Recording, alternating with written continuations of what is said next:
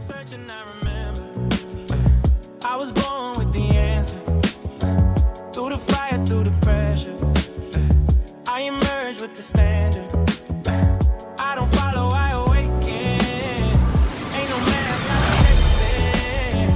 I'm the root, I'm the branches, I'm the law and the language. Yeah. And just like that, y'all, we are back. Welcome back to another round of My Patriot Report Live. I'm the bridge connecting the next generation to federal contracting. I am Ratwan Hill. And with me, I have the man, the myth, the legend, Mr. Ambassador of Peace. And if you don't know who he is by now, you might want to ask Anthropic, Mr. Walter Cotton III. Mr. Cotton, man, how was the weekend? How was the 4th? I had a wonderfully quiet 4th. It was so amazingly hot. I had to do everything that I could to keep the dome cool. Yes, sir. Yes, sir. Let's talk. You know what? And that was something I was actually going to bring up about this heat wave, because I was seeing on news that people in Europe was dying. Now, I'm not going to say that this seems like a reiteration or a pattern that happened, because my memory serves me correctly, this happened during COVID, where they were saying it was an extreme heat surge and people in Europe was dying. It was a recession. I'm seeing a lot of similar patterns. It may be the situation is different, but from my perspective, it seems like some of the patterns are kind of similar. I mean, I don't know whether, directed energy weapon, weather modification changes, they shut down CERN so people are able to sleep. I don't know if that particular rabbit hole is the one we want to go down right now, but it was hot. Yeah, this weekend, that's for sure. That part. Yes, sir. Yes, sir. Now, I want to start the discussion now with a question that I asked you earlier, and that I asked you privately, but I did want to bring this question out because hopefully it brings out the older generation. And that question I asked you was, do you think that most of the individuals who are intellects that are very experienced died in the war? Do you think that they are just how you could say they're on their boat fishing, they're in the cut, or is it just not that many elders that the younger generation could look to for guidance? Is that out there? Is that not out there? What are your thoughts on that? The older generation being. Wow, that's a really interesting question. So I'm thinking that what I'm hearing you say is that you believe that there need to be more relationships like the one that you and I have, where the older generation is actively working to provide a hand up to the younger generation. And what I think you just indicted the older ethnic generation for is being asleep at the wheel, right? Being right away. I'm asking a question. I don't know. I'm fortunately to be blessed with the relationship, but I'm the broad community. I don't know what it looks like. This is my first time being able to engage with somebody older. So and I'm 31. So I don't know. Well, I will say that it's my experience that we have a healthy infrastructure out there for mentorship. We have a age-old fraternal order on both the female and the male side of the equation, whether you're talking about the alphas or the Qs or the AKAs that represent organizations of mature individuals and a good population of them that are and should be playing the role of mentors in their communities. The question is one of effectiveness, right? As we look at today's measure in terms of the upward mobility of the constituents that they serve. And the truth of the matter is, economically, the needle for people who wear my social uniform, your social uniform, has not moved significantly. And that indictment suggests that something different needs to be done. And so I would submit that many of my contemporaries have bought into the idea of the colonizers. And so they work diligently to get the right sheepskin, move into the proper neighborhood, and get their 401k in the position so that they could retire and travel in their later days. And many of them are aggressively pursuing and functionally pursuing those strategies, losing sight of the need that they have, the obligation that they have to the village. And so I would not submit that they are not out there. I would submit that they are out there in number. I just think that there needs to be more of a wake-up call so that they can realize their responsibility. Mm-hmm. Now, I'm a, you know, what you say, look at the three fingers pointing back at you, right? So for my generation, and I asked you this question in private before as well, you know, how many people from my generation and younger have you actually interfaced with?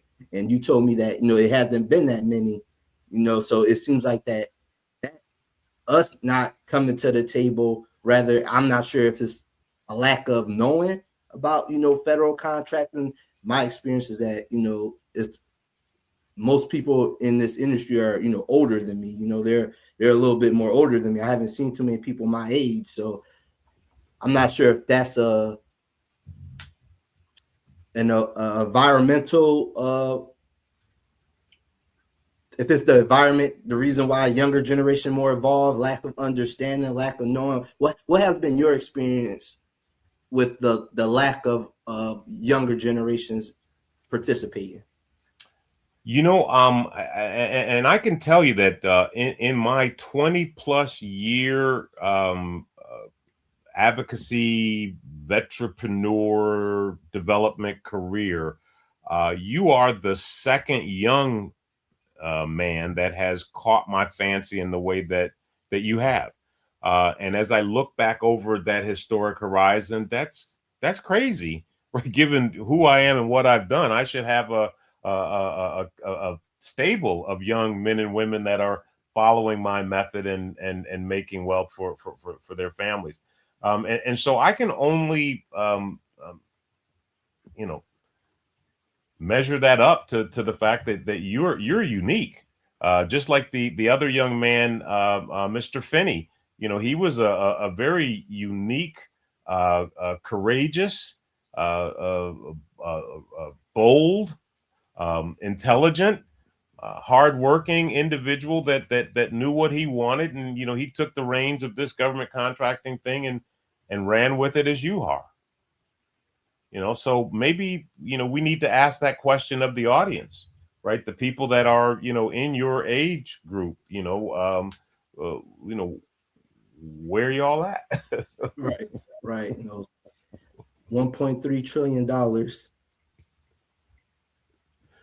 has your name on it. Right. You know, I mean, I've got this line drawn in the sand image behind me for a reason, because I think it's time for us to draw those lines in the sand. Right? We have a point in time opportunity. We have some crazy shenanigans going on within our country. You know, when you have the 4th of July celebration, where we're celebrating the 250th anniversary of our nation, and we have imagery showing on our screen of neo-Nazis dressed in their full regalia on a subway surrounding a young Black girl, right? You know, reminds me of some earlier days in this nation, right? We still have some issues that we need to resolve. We have some issues that we need to engage. And so I'm going to say this again to, you know, my young ethnic participants, my young ethnic warriors, you know, where y'all at? Mm-hmm. That brings me to the question. Now, you always say, you know, social uniform. Now, I would assume that a lot of people may not know the difference when you say social costume from social uniform. So can you break that down, what social uniform is, the difference between social costume and social uniform? Yes, and that's a good question. I'm glad you asked that because I define my social uniform starting with my humanity, right? I'm a human being first, and from that, I raise to the different attributes or clothing that I put on that, right? So I'm a service member, I'm a father, right? I'm a member of a community, but at my core, I'm a human being. My social costume is a thing that I've worked years to differentiate myself from, and that is the skin color, right? That is the race that society wanted to use to subdue me and divide me. And so I always talk about looking for people who wear my social uniform, or working with people who wear my social uniform, because that represents a group of people that have evolved to a certain level of awareness, a certain level of enlightenment, that understand what's important, and they're able to put first things first. Like in this particular instance, right? We're faced with a material challenge. We are faced with a material challenge that has made this nation less safe, right? Our focus from a first things first perspective is majoring in the major thing, and that's the economics, right? We know that we live in a golden rule society. He who has the goal rules. And so we see a point in time opportunity for people who wear my social uniform to utilize the benefits that they have derived from their service to make a demand call against a material wealth transfer. And what Mr. Hill is trying to do is he's trying to show you the example of how easy it is for you to participate in that. And I'm going to put the big talking stick down because I could go deep down this particular reservoir. Absolutely, absolutely. That's actually a good segue to, diving in deeper to regentrification. But before we go down there, I do want to share this message, guys. If you want to participate in this economic revolution, if you want to join the disabled veterans, and you don't just have to be a disabled veteran, you could be a family member of a disabled veteran. But if you support this movement, we ask that you join the Elite SDVOB network, which now has been made free to join.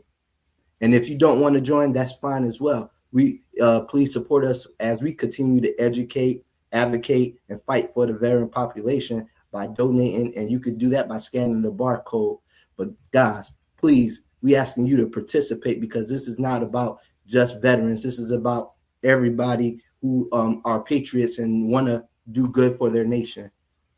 Can I make one clarification there? Because I said this in the last broadcast, and you've made that statement again. The membership, for the Elite Service Disabled Veteran Network New York chapter is free. You can reach that by utilizing the URL that you see scrolling across the bottom of the page. And I'm making that free for those individuals who equally participate in Mr. Hill's regentrification campaign, because I think that he has a novel idea of taking his benefit and utilizing it to revitalize the community that he came from, right? Larry Ellison, I think he's the founder, or he's the lead BlackRock investor, recently said that the global downturn that we're experiencing can be reversed by a 3% growth in GDP, a 3% growth in your economy. If it's that way on a global level, on a local level, in your community, that number represents it's a goal for you to achieve. And what Mr. Hill has created is he's created an engine that allows any underserved community in America to exceed that 3% growth utilizing federal contracting. That's the regentrification model that he's trying to drive into the community that he came from, and that he's sharing with you all here. And I will turn the big talking stick back over to you now, Mr. Hill, because I think it's important that they smell what you're cooking.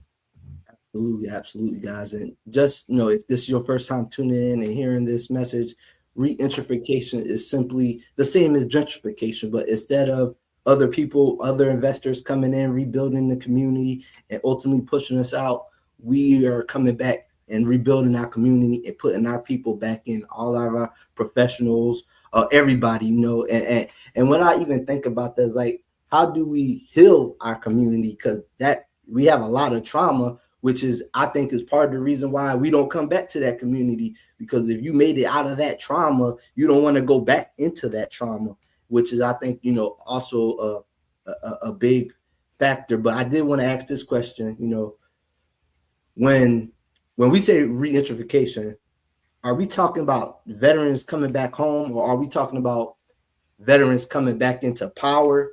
Or, when you think of regentrification, what comes to your mind? Well, the first thing that comes to my mind is the novelty of the word, right? The play on the word gentrification, right? You had to, have a vision that's bigger than the bigger picture to be able to reverse that scenario.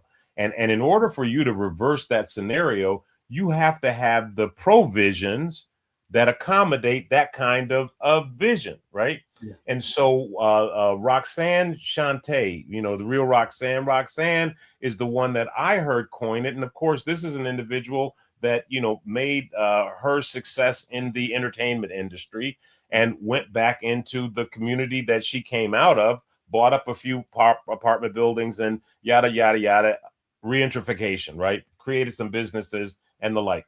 And so in order for someone like yourself to have a belief in regentrification, you got to have some type of an enabler, right? That gives you that provision. And what you, I believe, have found your way to is the fact that you own this golden ticket, that your service to these United States of America produced for you, which gives you access to this unique wealth transfer that is taking place at this time. And that wealth transfer allows you as a disabled veteran to identify a contract that the federal government has to award, win that contract, and then take that contract where the place of performance is at the discretion of the awardee and place it in the community that you're targeting. And what you want to do, and I want everybody that is within the sound of my voice to hear this, what you want to do is you want to inspire like-minded veterans who have the golden ticket that you have and who wear your social uniform to join you as you drive a focused effort to employ some regentrification in a community that you've targeted. Because you by yourself will have an impact, but us as a community can have an influence. And so if you're listening to me and you wear my social uniform or you wear Mr. Hill's social uniform, we're asking you to take advantage of this unique point in time opportunity that's in front of you. Yes, sir. Yes, sir. And what really got me hyped and excited about this, right? From when I got out the military and I went into HVAC school, that was the first school I took up. We stayed there at a month. We went to Arizona, stayed in a hotel for a month, and it was that class was all veterans. So we were at when we went to school, did our thing. But when we came back from school and we were at the hotel and everybody was just hanging out, you saw the camaraderie. We didn't know, none of us knew each other. We were all veterans. But when it came to, we were at the barracks, and I could tell us a deeper story. During that time, my first week there at school, my hotel room was broken into, and they took everything from me. The first week of a month being at HVAC school, they stole my wallet, they stole all my luggage, everything. The way and I only been in HVAC school for a week. The way that those veterans in that school came together, they only knew me for a week. They came together those guys was out hunting for blood. They were trying, the way they were patrolling that hotel sector. That's like the image I get in my mind when I'm building the community. It's like, man, imagine that as a force multiplier of people actually living in that community that has a vested interest in securing that community. That type of camaraderie, you don't get that everywhere. So that was like one of the things I did want to share that story, because that was one of the things that really excite me, because I understand the power and impact. And it wasn't just black people, it wasn't white people, it was everybody coming together like, oh, that is my brother. He's a veteran. You stole from him and we looking for you. So I did want to share that story, because it definitely excites me to build this community out for our veteran population. Well, what excites me is to have a younger person like yourself, right, embrace ideas of old codgers like myself, right, or a seasoned, right, well-conceived ideas of some of the elders that I look to, like Dr. Claude Anderson. I've always thought Dr. Claude Anderson had a fabulous concept with his Powernomics. I've got the entire series here, in my library, but they never had the catalyst. And so for you to connect the dots between the fact that government contracting, especially in this unique season, could be used as the enabler for a Powernomics strategy. Wow. I mean, the inspiration that produced for me is it's unsettling. And so what we want to do is we want to make sure that the viewers that are listening understand that this isn't a one-off thing. We're not trying to sell you on something.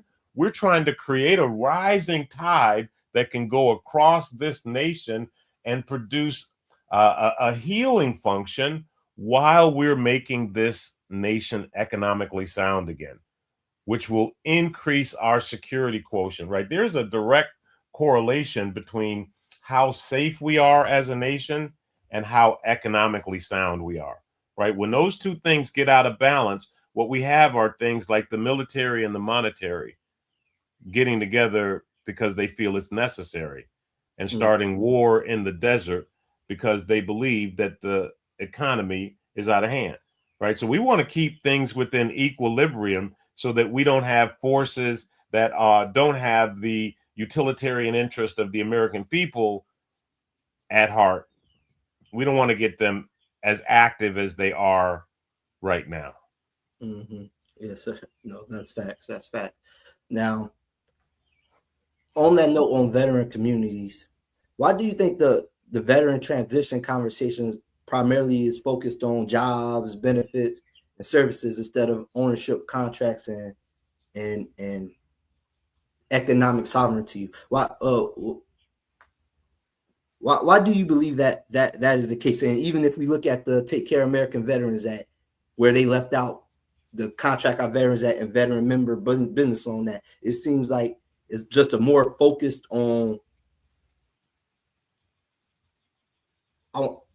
okay, I'll use the term feeding us. They're looking to feed us instead of us being the ones empowered. Why do you think it? You have to take a look back at the events that precipitated the explosion of veterans in civil service positions.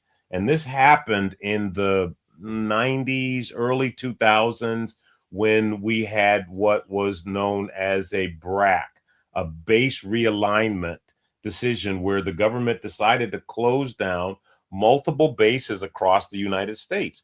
And that reduction in bases also produced a reduction in forces. So the government was faced with a influx of over 400,000 new veterans, right? New civilians in the economy, and they had to find a way to transition those veterans into an economy that was, somewhat robust.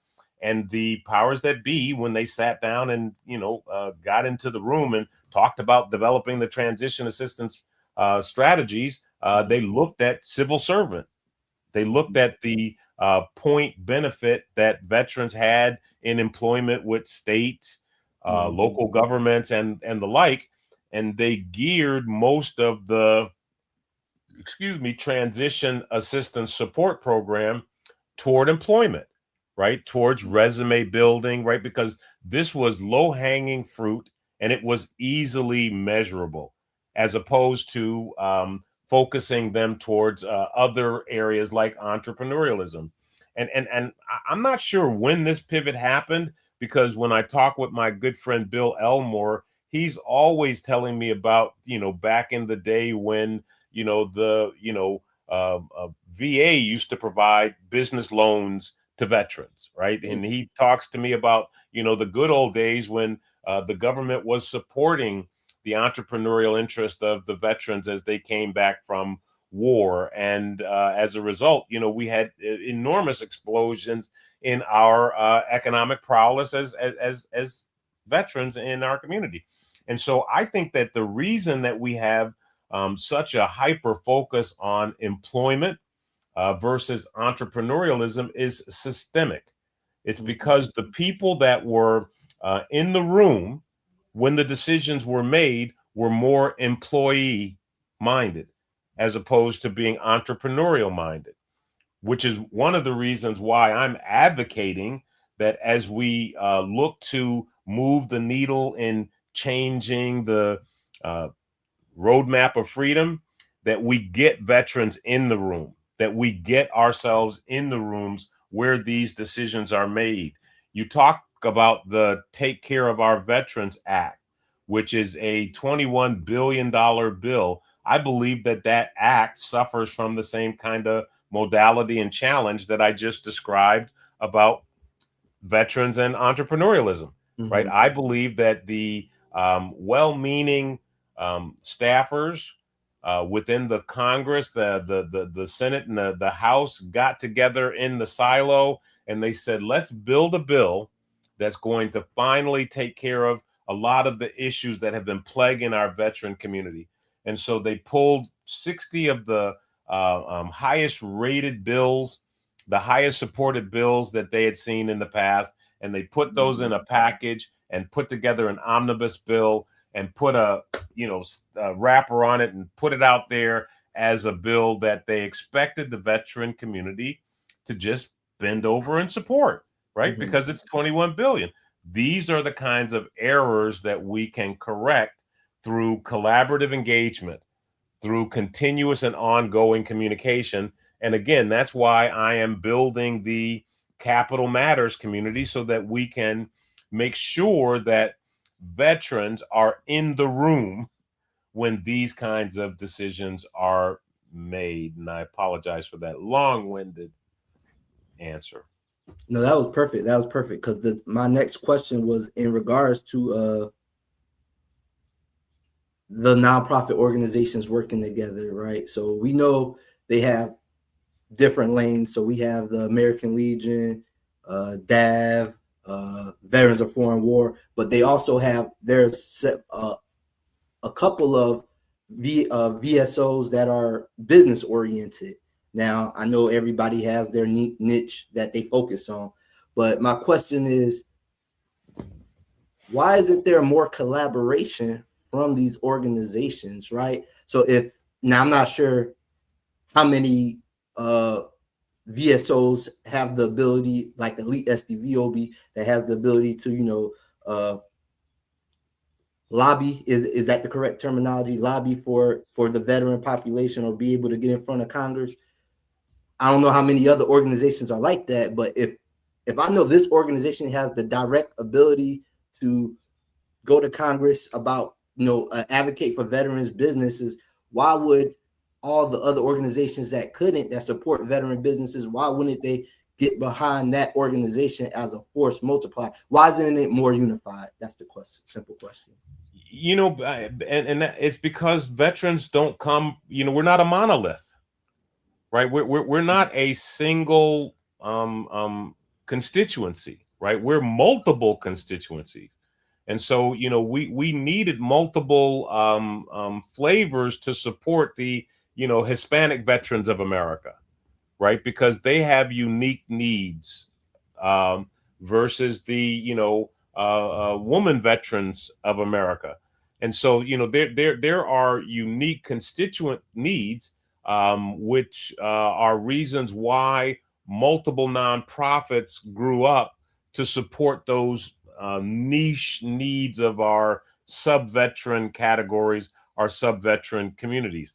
And most of those organizations were developed under the 501c3 model, which are nonprofit models that allow them to go and receive donation and favor from their communities. But those organizations don't have the authorization, if you will, to lobby Congress. They don't have the authorization to influence their lawmakers without adhering to certain laws that are associated with government relations, right? You have to register as a lobbyist if you want to play within in that arena.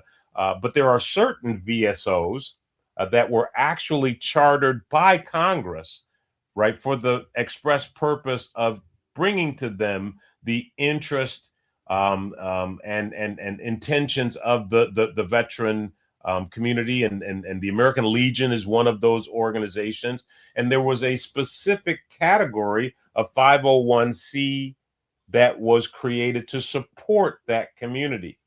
And that category of 501c is 501c19. Now that's an old school category that the IRS isn't they're not issuing, they're not authorizing as liberally as they did back in the day.